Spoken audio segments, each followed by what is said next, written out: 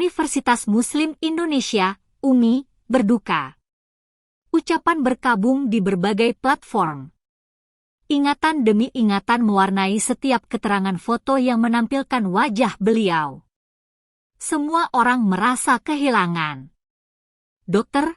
Eci Haim Mohtar Nurjaya, C.M.C., tokoh penting UMI telah pergi menghadap Sang Ilahi.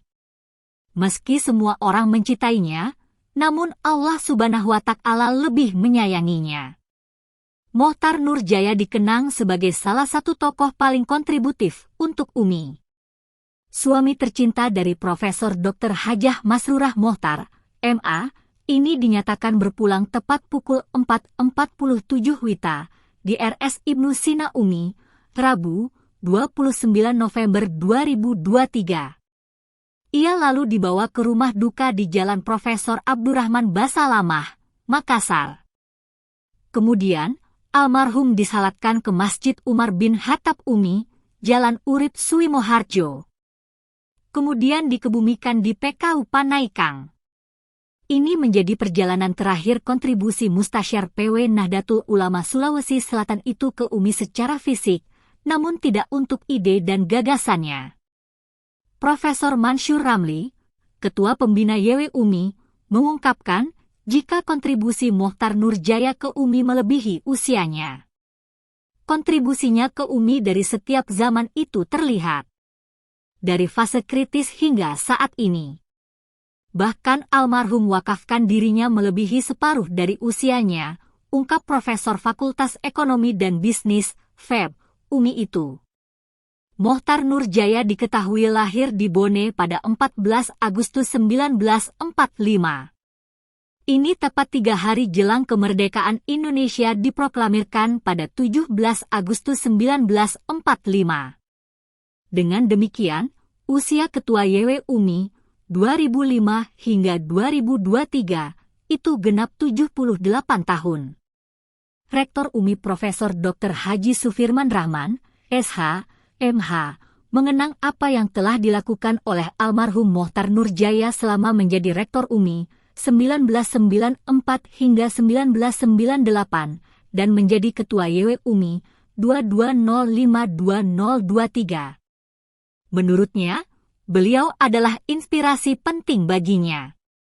Kita mengingat beliau sebagai sosok yang penuh inspirasi.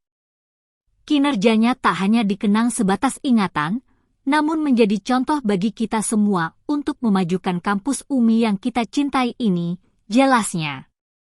Nama besar beliau tidak hanya dikisahkan oleh orang internal UMI. Kisahnya juga banyak diberitakan oleh tokoh luar UMI. Rektor Universitas Islam Makassar, UIM, Profesor Dr. KH.